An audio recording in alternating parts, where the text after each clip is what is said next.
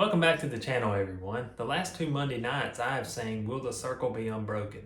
2 Monday nights ago I did the original verses, which I believe were written in 1907. Last Monday night I did the verses that the Carter family wrote, which was somewhere in the 1930s. But I wanted to have this special edition video tonight to talk a little bit about the way I played both songs, because I played them different ways and I did that intentionally. But they were both in the key of E, which is a really good singing key for me on that song. And so what I did was I used a capo both times, because when you play in the key of E, I don't just love playing in this key, and I need to get better at it using the actual E chord, and then I need to get better at that. But when I have a song that sounds good to sing in E, I tend to capo it. And I do that in a couple different ways. One, you can put a capo on the 2nd fret and use the D chord shape, or you can put it on the 4th fret and use the C chord shape. And that'll get you to where you're playing in the key of E, but you're not using the E chord shapes. And anyway, so I wanted to talk about capos. I wanted to show you kind of the different versions of the song and talk about, both of them. And I asked you on the videos to tell me which one you like better. My thoughts on it is, I don't know that I like either one better than the other. It's just kind of what mood I'm in, because they're very different. But let's get on into it. So capos, I have 2 different capos that I tend to use. This is a very familiar capo if any of you play guitar. It's the Kyser clip-on capo. I have an American flag theme one that I really like. And you just basically hold that and you clamp it down. And what a capo allows you to do, now I'm probably not going to be able to explain this in a real technical way, but basically it allows you to change the 1st fret down. And so if I'm playing, say, an E here, but I want to play in the D chord shape, if I put it in the 2nd fret and play in D, or on the 4th fret and play in C, notice that's the same key, that's the E key. But you can do that by putting a capo down, and it changes basically where your 1st fret would be. But I use this quite a lot. It's easy and it clamps on. And so I tend to use it a lot if I'm around the house just playing. But if I ever go out and play anywhere, I like using this other kind of capo that I have. It's called, this one is a Paige. You may can see, it says Paige right there. But what it does is, it allows you undo it there, you can put it on your neck of your guitar, clamp it on, and you tighten it by twisting that. And so you can actually adjust the tension on it. And so if I tighten it all the way down here, as tight as I want it to be, there it is. It's on that 2nd fret. So if I'm playing in D, or in E, I can use these D chord position. Then if I want to loosen it up a little bit and go down to the 4th fret, I can do that, and I can get that C chord shape to play in the key of E. Now, I don't really know. There's really nice capos. This one was probably somewhere in the $30 range. I can't really remember, 25, 30 bucks.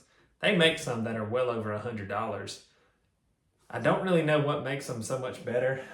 I like this one, honestly. These clamp ones, for me, do about just as good, I guess. But I just noticed that guitar players that are really good tend to use these types of capos. And so basically I just saw people that were good using them, so I wanted to use it, if you want to know the truth. But one thing I do like about it is, when you're not capoing anything down, when you're not using it, you can just store it behind what they call the nut up here. And then it stores real easy up there. Then if you need to use your capo, you just undo it and slide it down, loosen it up, slide it down, and tighten it back up. You see a lot of people, and I don't like this, so this is one reason that I stay away from these clamp type capos a lot, is they'll just clamp it on the end right there. And I just don't like the way that looks. And also I'm pretty particular. I don't want it to mess up the headstock there where it's got Martin on it, or the name of whatever guitar you're playing. I don't want that to mess it up. So I tend to only use these around the house. I'll use it at church just because I'm sometimes changing it quite a bit, and I'll just kind of clip it on my mic stand. But anyways, it is faster. But if I'm going out and playing by myself or something like that, I usually use these because I like the look of them better. And again, players that are really good, not that I consider myself very good, use them. So anyways, that I like them. But I want to explain and talk a little bit about the two different versions of the song. So the first one, when I sang 2 weeks ago, the original verses, I played it in the key of E. Both of them were in the key of E, but I capoed on the 2nd fret. And I played in the D position, but I did something else. There's something called drop D tuning.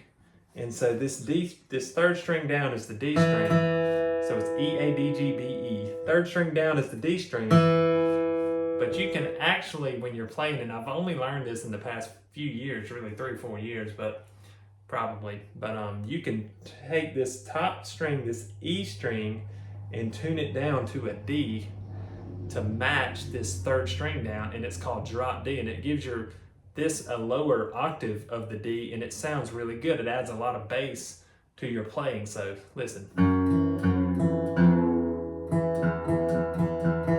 That's just me lowering this E string down to the key of D.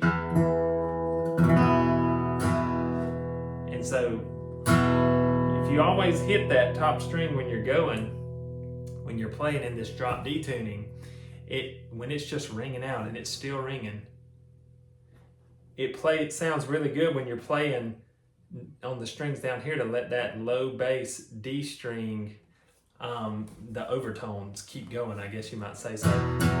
Oh, will the circle be unbroken by and by? See how I hit that? And that makes it sound really good. But the first version I did 2 weeks ago, I did it like this, and I did it more so sounded bluesy.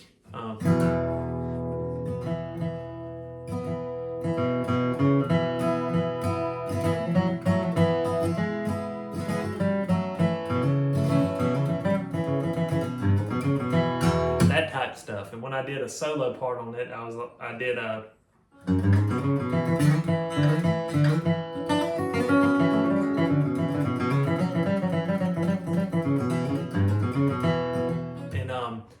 anyways, that's the type of stuff you can do playing in this drop D tuning. It opens up kind of a new world, and but I can't do that type of picking out of this E chord shape. So but I need to have it in E because that's where I sing it at the best. And so, that's what's a good singing key for me. So if I'm playing in E, let me tune this back.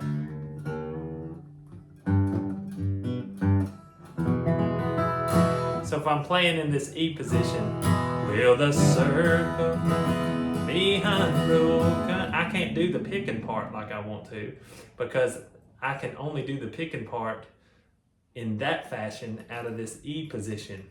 And preferably kind of the version I worked up with the drop D tuning. And I know I'm throwing a lot at you, but I just wanted to take a little bit of a deep dive into that for my guitar people out there. And so, but another way I did it, so the second way I did it on the Carter family version, which should have come out this past Monday night, I capo on the 4th fret, still the key of E, but I'm playing it out of the C position. And there's something in guitar playing, they call it Carter style, and it's where I believe Mother Maybelle Carter, she was kind of known for just playing the melody a lot of times probably out of this C position, which I love to do, and it sounds more bright, it sounds kind of more happy, it's not as bluesy, and it's just a whole different vibe. And I asked you guys to say which one you like better. I kind of like both of them, and it depends on the mood. Sometimes I like the bluesy sound out of the drop D tuning position. Sometimes I like this Carter style playing out of the C position, and I'll demonstrate a little bit of that. So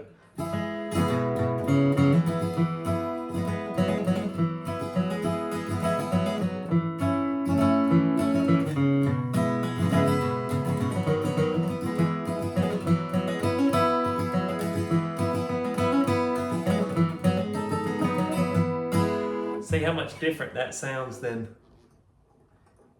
this.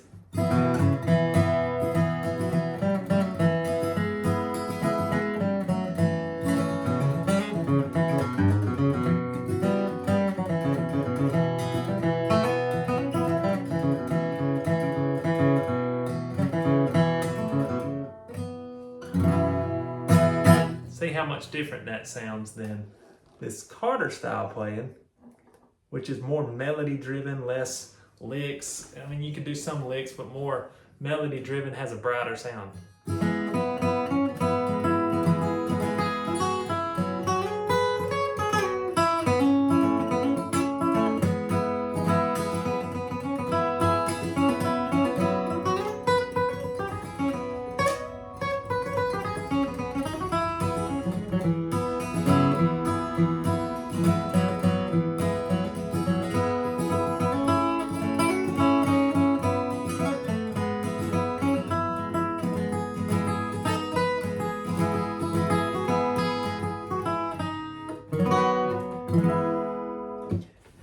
So it kind of depends on what mood I'm in.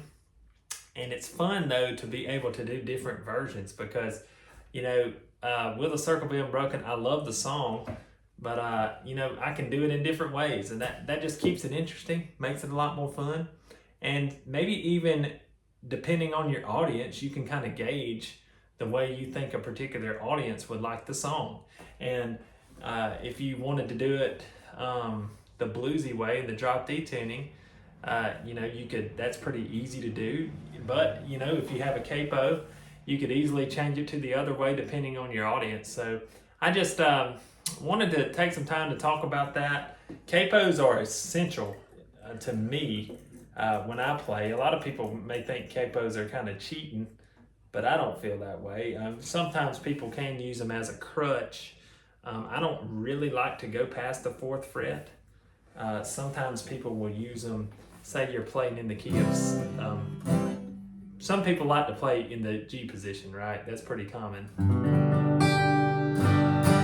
But they'll take this capo way up here to the 5th fret when it's time to play in C. They don't want to learn the C chords because of that F chord probably. So they'll take it up here. And playing out of the G position on the 5th, capoed on the 5th fret, they'll do that. Now, I'll do that very, very rarely, but if I'm playing out of C, I'm not going to capo down. I kind of think that the 4th fret is about as high, except for really rare circumstances, that I want to take the capo, because I do think you kind of lose something a little bit when you capo too far up on the neck, but you don't want to lose that low end too much. But anyways, just wanted to take some time, talk about capos and those 2 different versions of that song. I hope you enjoyed that song. Again, it's in my top 5 favorite songs of all time. So I've been wanting to do this type of video for a while. And I'll give you a little bit, maybe a verse and a chorus of what it is if I were to just play it in this open E. And I'll leave you with that. There are loved ones in the glory whose dear form you often met. When you close your earthly story, will you join them in their bliss? Will the circle be unbroken by and by, Lord, by and by? There's a better home awaiting in the sky, Lord, in the sky. There's a better home awaiting in the sky, Lord, in the sky.